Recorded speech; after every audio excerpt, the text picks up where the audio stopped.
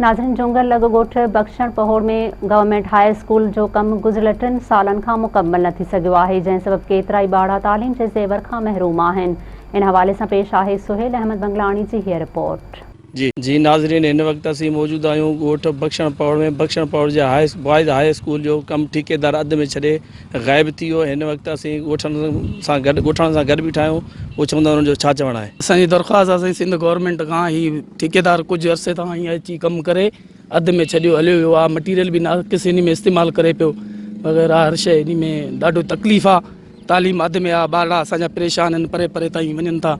उन्हनि जे लाइ जेको जेतिरो थी सघे असांजो अर्ज़ु आहे त इहा परेशानी या मसइलो हल थिए। असांखे जीअं त सिंध वज़ीर आला खां अपील आहे ऐं वज़ीर आज़म इमरान ख़ान खे अपील आहे त असांजो हे जेको स्कूल रुकियो पियो आहे इन जो कमु जल्द से जल्द कयो वञे। ऐं असां 5-6 सालनि खां वधीक हिते मसरूफ़ियत में आहियूं ऐं असांजा हिते जेके बि आहिनि ॻोठाणा उहे नंढड़ा उहे परे परे ताईं वञनि था पढ़णु। असांखे महिरबानी करे स्कूल तयारु कयो ॾिनो वञे जंहिंखे 5-6 साल थी विया आहिनि इन हालत में आहे जेको तव्हां ॾिसी सघो था। कंहिं पूरे नमूने सां मटीरियल न सीमेंट न कुझु सिर बि 2 नंबर ते हलियल आहे। महिरबानी करे इहे असांखे तयारु कयो ॾिनो वञे।